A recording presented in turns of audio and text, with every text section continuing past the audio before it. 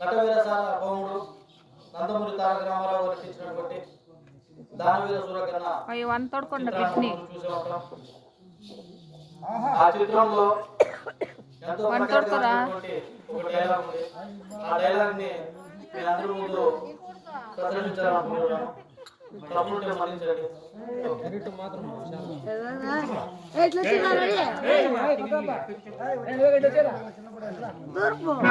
ఏమంటివి జాతి నెపంలో చూత చూతుల కింద నీకు అర్హత లేదు.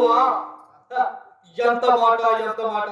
ఇది జాతర పరీక్ష కానీ చర్య పరీక్ష కాదు కాకూడదు.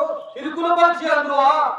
నీ తండ్రి పరపోటు జన్మ పెట్టింది, అటు జుగుసాకరమైన నీ సోమ పెట్టింది, మట్టి కుండలో పుట్టింది కదా నీ దేశం. ఎంతైనా అస్వత్థాముడు కురుకుల వృత్తుడైన శాంతవుడు సింహసముద్ర కుమారుడు గంగాధరుడు జనించలేదా? అదిదే కులము.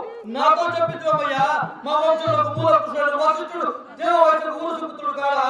అతను పంచమయాతి కలిగిన శక్తిని, ఆ శక్తి జనాలను పరాసుని, ఆ పరాసుని బలపెట్టిన మస్తకదంతుని వ్యాసుని, ఆ వ్యాసుడు విధవరాజైన పితమయ అంబికతో మా తండ్రిని, పిలపితామయ అంబాలితో మా పితని పాడురాజుని, మా ఇంటి దాసుతో ధర్మ నిర్మాణ చరుడని మించే కీర్చిపోకుడు.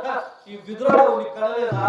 సందర్భమును బట్టి చేప విధ ప్రబంధనతో సంకరమైన మక్కుర వచ్చకు ఏనాడో కులహీనమైనది కాగానే కులము కులములు వీర్పాదములకు నాయన సుయోధన ఏరుల పారుల బ్రహ్మల సూచనములు మనము విచారింపదగినవి కాదు. ఇది నీవు అన్నట్టు ముమ్మాటకి శాస్త్ర పరీక్ష.